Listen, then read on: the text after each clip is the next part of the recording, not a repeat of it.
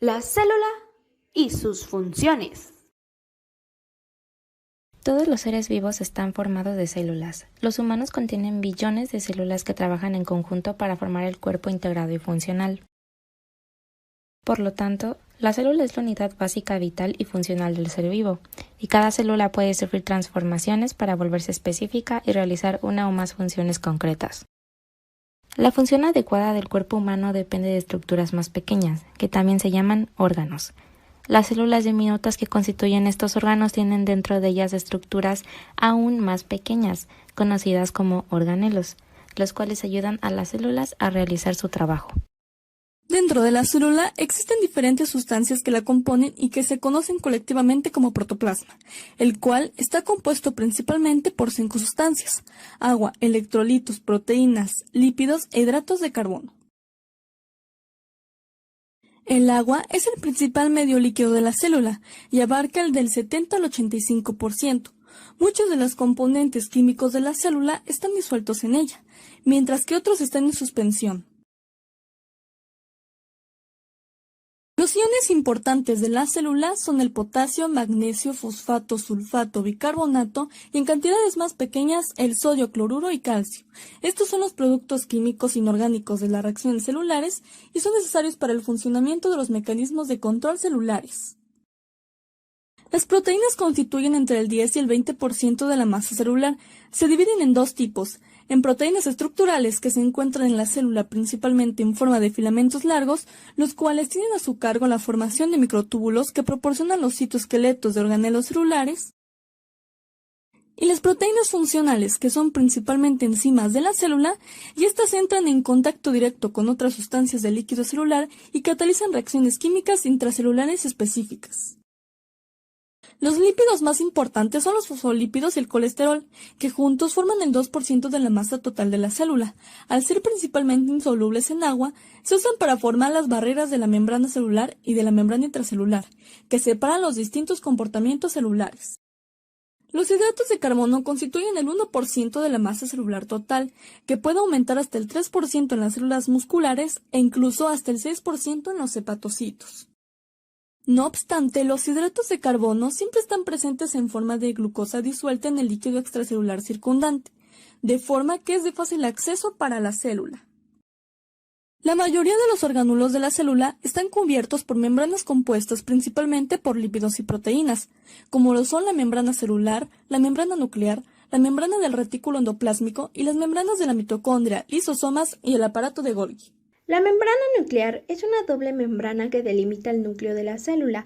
Sirve para separar los cromosomas del resto del contenido celular. En ella podremos encontrar algunos poros nucleares, los cuales tendrán la función de permitir la comunicación del citoplasma celular con el interior del núcleo. Membrana plasmática, también conocida como membrana celular, está formada por una doble capa de fosfolípidos que separa el contenido de la célula del medio que la rodea y permite el ingreso y la salida de sustancias. Así, puede dejar entrar ciertos nutrientes y excretar sus desechos. El núcleo es una estructura que está limitada por una envoltura nuclear formada por una doble membrana. Su función es dirigir todas las funciones celulares, debido a que en su interior contiene la mayor parte del material genético de la célula, es decir, el ADN. Nucleoplasma es el medio interno del núcleo, el cual es el medio acuoso formado por proteínas relacionadas con la síntesis y empaquetamiento de los ácidos nucleicos. También posee nucleótidos, ARN, ADN, agua e iones. Prácticamente permite las reacciones químicas propias del metabolismo del núcleo. Nucleolo es una estructura que se encuentra dentro del nucleoplasma. Está formado por ARN y proteínas. Su función fundamental consiste en ser una fábrica de ARN ribosomal, imprescindible para la formación de ribosomas, los cuales veremos más adelante. Citoplasma. Llamamos citoplasma al contenido celular entre la membrana plasmática y el núcleo. En este se encuentra el citosol, o también conocido como hialoplasma, el cual se trata de una solución principalmente constituida por agua, enzimas, y en ella se realizan numerosas reacciones metabólicas de la célula, como lo es la glucólisis. En este también podremos encontrar electrolitos, glóbulos de grasa neutra, gránulos de glucógeno y todos los orgánulos que veremos a continuación y que hacen posible la vida. Mitocondria. Esta es capaz de transformar los hidratos de carbono y los lípidos en moléculas de ATP, los cuales son combustible para las células, por lo que este orgánulo se le conoce como fábrica de energía o también como la responsable de llevar a cabo la respiración celular. Aparato de Golgi.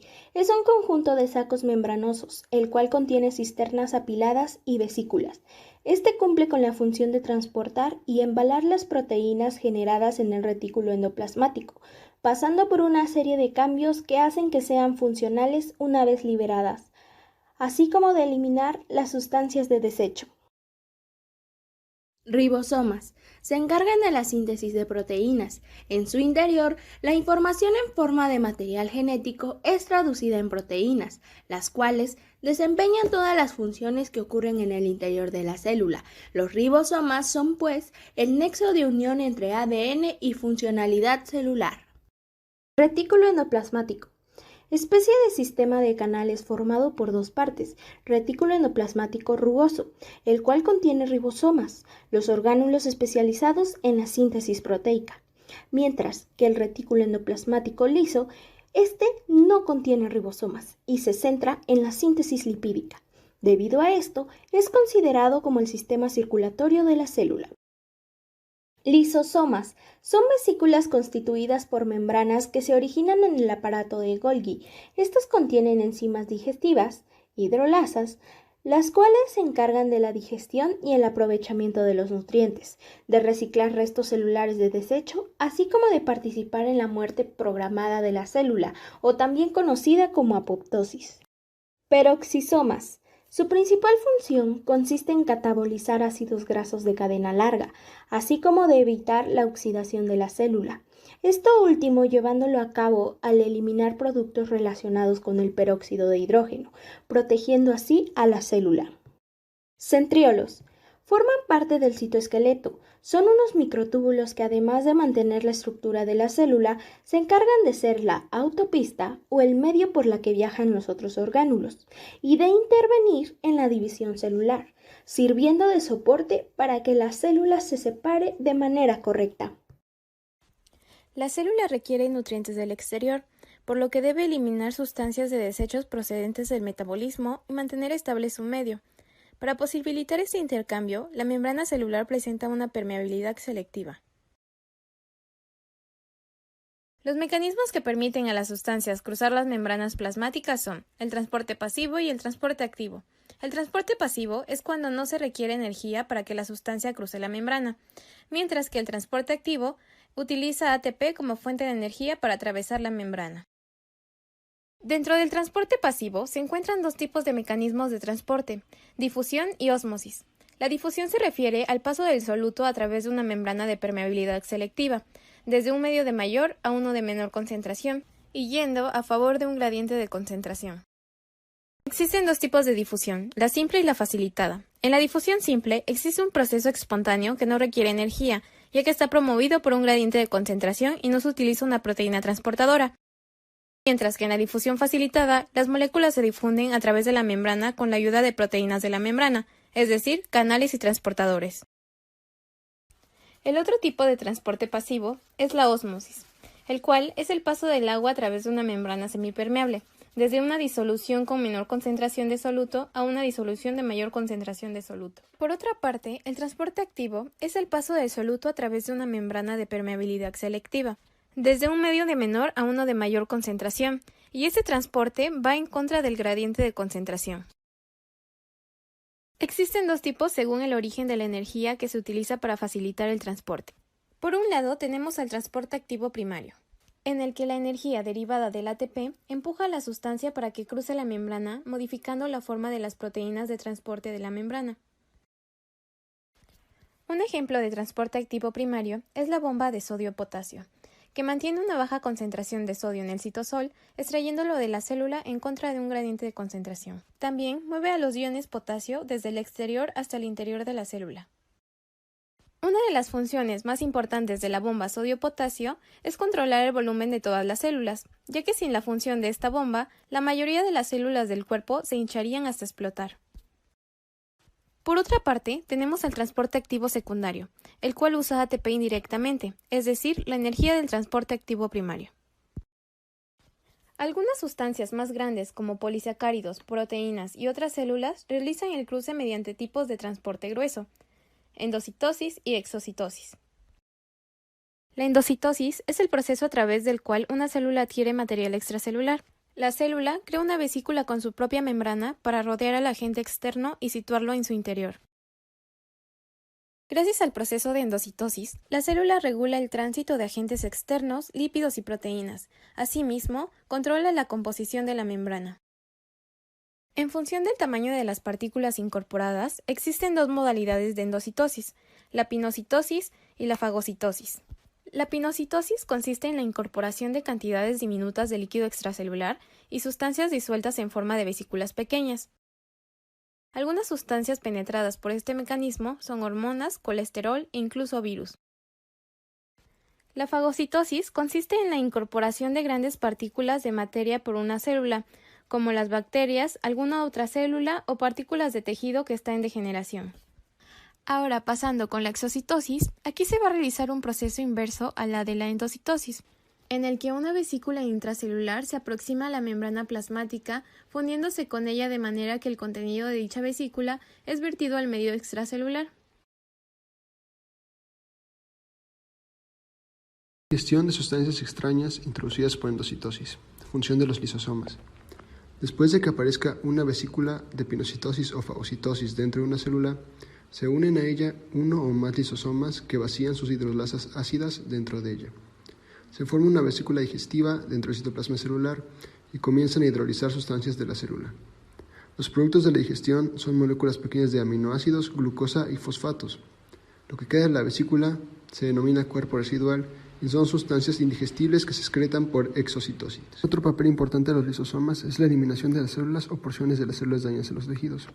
Las hidrolasas liberadas comienzan inmediatamente a digerir las sustancias orgánicas circundantes. Si el daño es pequeño, solo se eliminará una porción de la célula que después se repararía. Si el daño es importante, se digiere toda la célula, lo que se denomina autólisis. Los lisosomas también contienen sustancias bactericidas, los lisosima, la lisoferrina y un medio ácido. Formación de estructuras celulares en el retículo endoplásmico y el aparato de Golgi. La mayoría de la síntesis comienza en el retículo endoplásmico. Los productos formados pasan entonces al aparato de Golgi, donde también se procesan antes de ser liberados en el citoplasma. La porción rugosa del retículo endoplásmico se caracteriza por tener un gran número de ribosomas.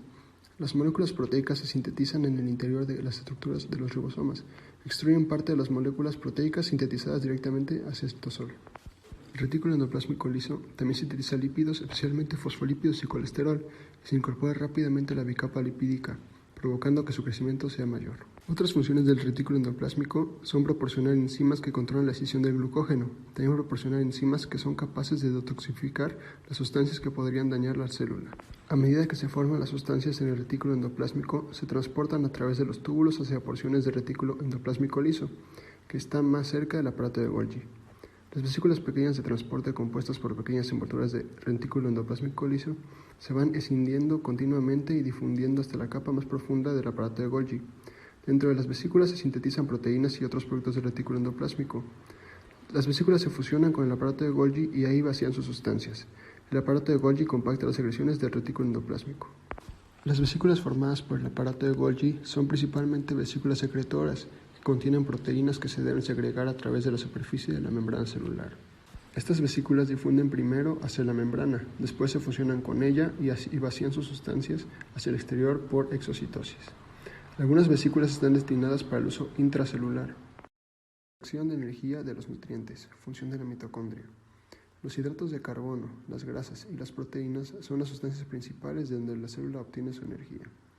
Dentro de la célula, los alimentos actúan químicamente con el oxígeno, bajo la influencia de las enzimas que controlan las reacciones y canalizan la energía liberada en la dirección adecuada. Casi todas estas reacciones oxidativas ocurren dentro de la mitocondria, y la energía que se libera se usa para formar ATP, la moneda de intercambio. Procesos químicos de la formación del ATP, función de la mitocondria. Al entrar en las células, la glucosa es objeto de la acción de las enzimas que lo convierten en ácido pirúvico. Este mecanismo se conoce como glucólisis. Una pequeña cantidad de ADP se cambia a ATP mediante la energía liberada durante esta conversión. Aproximadamente el 95% de la formación de ATP celular tiene lugar en la mitocondria. Es por eso que se dice que la mitocondria es el centro energético de la célula. Como pudimos aprender a lo largo del video, la célula es la unidad funcional y estructural básica que compone al cuerpo humano y el de todos los seres vivos. Dentro de ella encontramos a las estructuras y sustancias que la conforman y que trabajan en conjunto para el buen funcionamiento del organismo. Por lo tanto, es fundamental conocerlas para entender la estructura y función del organismo completo. En este video pudimos ampliar los conocimientos acerca de las múltiples estructuras que conforman a la célula, las funciones que desempeñan cada una de ellas, así como sus mecanismos de transporte. Sin estas estructuras no habría células, sin las células no habría tejidos, sin los tejidos no habría órganos, sin los órganos no habría sistemas y sin ellos no habría seres vivos. Sin las células no habría vida. Muchas gracias por ver nuestro video y esperamos que haya sido de su agrado.